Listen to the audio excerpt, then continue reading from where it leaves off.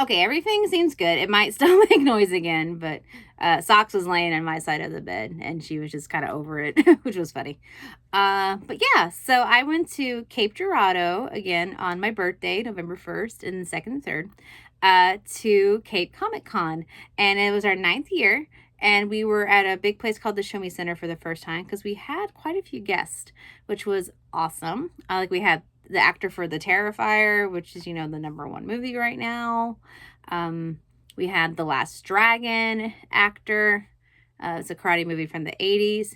We had the voice actress for Suki from Avatar Last Airbender and Ty Lee as well, but they've also done an array of other voices. We had two amazing female artists, comic book artists from Marvel. We had Josh Keaton, who's done a lot of voice acting as well, like Young Hercules, in the Disney cartoon, and an array of others.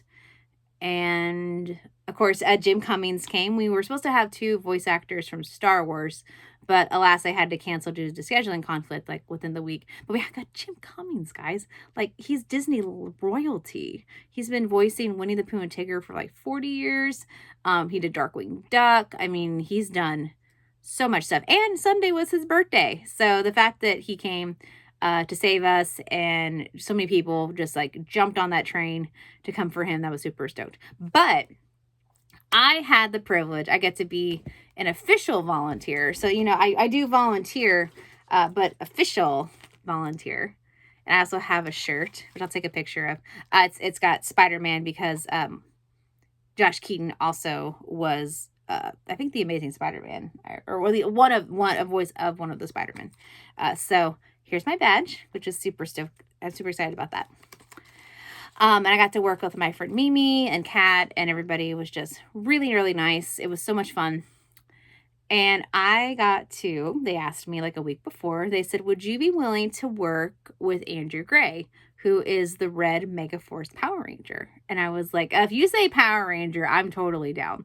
So I went, and it's been a long time since I've seen any of his season, even though, 12 years ago now. It doesn't seem that long ago. But there was a 20th anniversary season. Okay. So they were doing a lot of homages to the original Rangers. And it was, I believe, the first series where they took the same set of Rangers, but when Super Sentai made their new season like they do, they just put the cast in the new suits, like an upgraded power. So that was interesting. They also had an Alpha 5 and a Zordon figure. Their Zordon figures, actually, they're Morphers Gosei. So I found this on eBay for like $20. And so what you do is you would pull down here with his mouth. They had cards, almost like Digimon Tamers, and you would put their card here with their color or whatever, and they would transform into what color they were. And then they could also put different weapons, different Zords. They had multiple Zords. That's not my favorite trope. Wild Force tried that. That's just me personally. But yeah, so they would hold it like this. They would pull it down, and so they would morph and use their weapons. So apparently, talking to Mr. Gray, this was like Saban was bringing it back after Disney. They bought it from Disney. They spent like $3 million on each episode, which for Power Rangers is amazing. So they were bringing out like all the stops that they could, all the choreography. He was in the suit all the time. He talked about chafing in places he never thought he'd chafe. But he always wanted to be a Red Ranger since he was a little boy. He's only a year older than I am. He's 37. So he grew up like with Jason and Rocky. He grew up with Mighty Morphin. In the movie, we talked about how dope, Ivan Ooze was as a villain. And he didn't grow up with a lot of anime, but he did like Dragon Ball because, that was around in the 90s when we were growing up. Yeah, he was into all that. And it was really cool to see a fan who grew up and become a ranger like he dreamed when he was a little boy. Like, I think he said when he was in kindergarten, he would wear his Red Power Ranger suit to school all the time. And they finally asked him to stop. And it wasn't because he was wearing a costume. It was because it was dirty and ripped and it probably smelled horrible. So I thought that was really a fun story. But he is a beautiful soul. He's probably one of the most spiritual people I've ever met. But he was so good to people. He was very personable. He made that you feel special, which he said was one of his goals in life, is to make everybody's story feel special, because it is. You can tell he had a lot of passion for his projects as an actor, a writer, a producer, a martial artist, and he was very grateful to his fans and keeping on the legacy, especially when a lot of people brought up Jason David Frank, rest in peace. A lot of people, you know, are very still sore in their heart, like sad about that. And he's friends with the family, which is really nice to know too. But he was also like really down to earth. Like we would like, you know, we'd be real friendly and uppity and personable, and then we'd just like, you know, scroll on his phone for something fun, and for downtime, be like, oh, hey, look at this, and you know, we had a lot of nostalgia fun together. But he also asked me like some deep questions, and even though I just met him that week, and I felt very safe to be open with him, like not about everything in my life, but more than I would have someone else I've met, even if they were my idol or someone I really enjoyed being with, after just 3 days. And I sense that kind of camaraderie as well. He gives great hugs. He's very healthy. Like, oh my gosh, I'm very impressed with you on that. And he was telling me, like, you know, he kind of lives out of the way from his neighbors, but they're all really nice. He kind of lives out with his dogs. He loves his dogs. Kind of his own little, not quite country. He's in California, but area. You know, he likes to chop his own wood and all that stuff, and he's really close to his cast members still from Megaforce. He goes, well, you're together for so many months, and then we all roomed together, and you know, we all decided like the chores right away. We all got along great in New Zealand, so there's my thing again. But he was wonderful. Really an idol, and I greatly appreciate him and the work he does. So Mr. Gray, you are incredible. I am looking forward to all your projects. Thank you for being open with me, being kind to me, empathetic, relying on me, seeing value in me. And I know you're going to do great things. He wants to really incorporate goal settings in schools, and I think that's beautiful. He donated so many prints to Lonnie and Jess for Heroes for Kids, which was also so beautiful. He was so kind to fans. You know, if somebody was really like, they loved him, but you know, they didn't quite have enough money for an autograph, you know, he made he made his own rules, like, but in a good way for the benefit of someone. And I think that's what a hero does. Like he has to be the leader, and he said not just as a ranger, but in his own life. And I'm glad he understood that role, but you know, he's still a kind and compassionate person. And his Instagram's incredible, guys. It's really inspiring. He's got some beautiful videos of his horse. He loves his horse. He wants to learn more about different types of riding. So, you know, he's a regular guy, just like you and me, but he's just also a Power Ranger. And then Saturday, he did get to spar with the last dragon guy, and behind the table, I had plenty of room, and they were like sparring, and that was incredible to see. And I was able to film the 6 seconds he finally got a move right. He'd been working on with this actor and martial artist for like 10 plus minutes. So that was fun. I filmed it, put it on Facebook. Mr. Ken, the coordinator of the con, loved it. He shared it and goes, this only happens at KickCon, the Red Power Ranger versus Last Dragon. So that was really fun. So yeah. And then my other side, my neighbors were the comic book artist ladies, and they were so inspiring to have these beautiful, just sweet and funny, down-to-earth, talented women represent that, hey, girls are talented, girls can be comic book nerds and be really successful as artists, and they were just amazing. And then one of them was even like a cosplayer as well, and her outfits were just top-notch. She was gorgeous in everything she wore. One of them bought me a birthday cake from Cakes Reanimated, which I love them. They're a nerdy, like, I guess bakery little stand that comes at each Cape convention. And they came and checked on me several times too, the waitresses, which was nice. They did a tabletop tavern theme, so that was fun. But yeah, so I picked the dirt cake, and it was one of the best cakes I've ever had, probably in ages. So thank you for that. She's like, I celebrate birthdays. And then our other artist sang happy birthday to me with the most beautiful smile and a gorgeous voice. And they did karaoke the next night, so I'm so glad they did, but they had a blast. And getting to know them and get hugs from them and talk to them and, be able to help them if they need it. They were there just, it was a small community compared to like the big, like the San Diego Comic Cons they do. But they were there to have a good time, as they made some money along the way. And watching them draw on their downtime was just absolutely incredible. Watching them talk and interact with fans of comic books, art, just nerd stuff in general. They were so sweet and personable, and I'm so glad they were my neighbors. And I did get a print from both of them because I had to. So I love this one. Isn't that awesome? And then I had to get the X-Men one too. Oh my gosh, they are both so talented. I absolutely love it.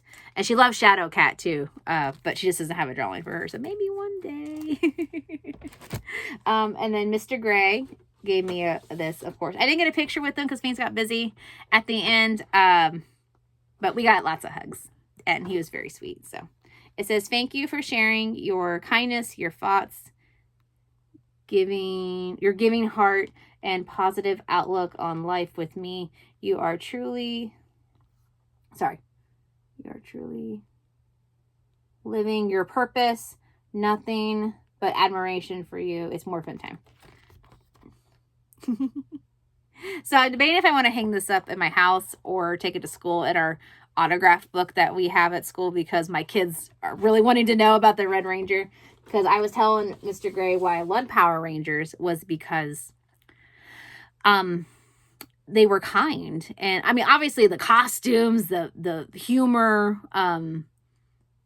the giant robots and the fighting. I mean, it was all amazing. Like, don't get me wrong, that was the Flash. But the core, even as a 4-year-old, I knew the core. And these were just good kids. Like, my dad even jokes, like, because he taught high school for 31 years. He's like, yeah, there's not kids like this good in real life.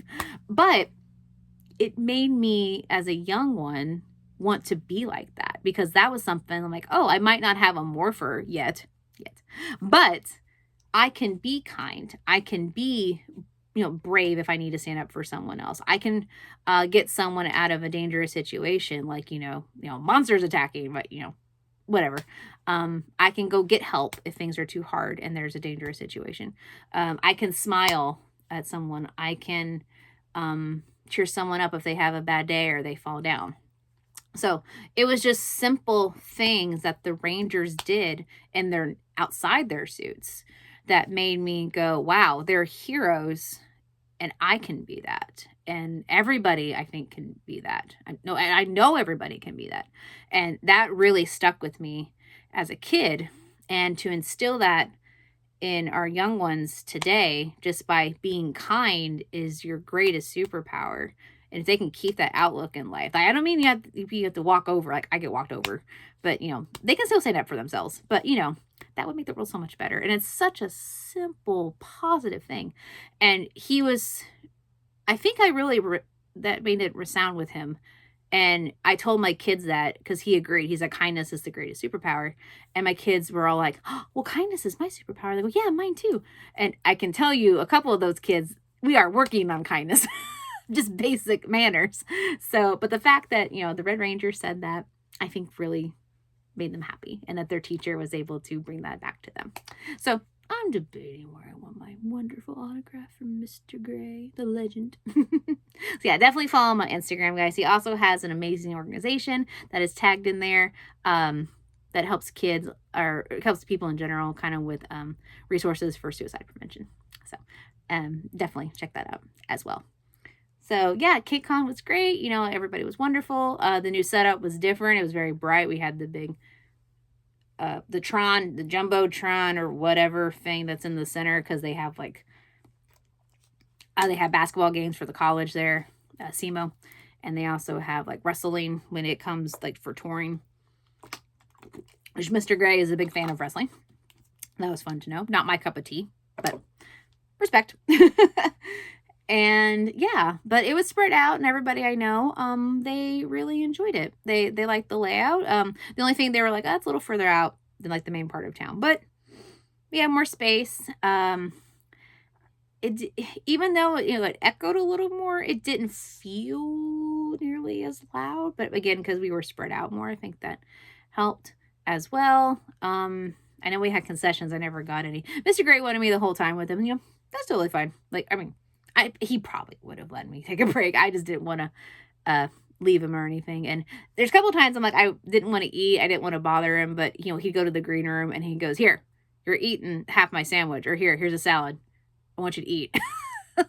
I'm like, you're not going to let me get away with it. He goes, nope. So that was very kind of him. He'd be like, hey, you want anything? And I'm like, my job is to check on you.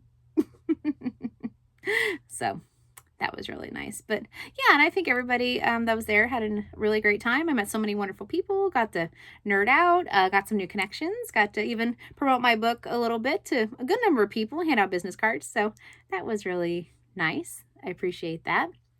I know the attendance wasn't at what we were expecting for the big names we had, but you know, there's a lot of outside sources, and the people that were there, they're what matter. So hopefully we'll have, you know, more people next year, because Cape did everything right. So I appreciate Mr. Ken and his team doing all that.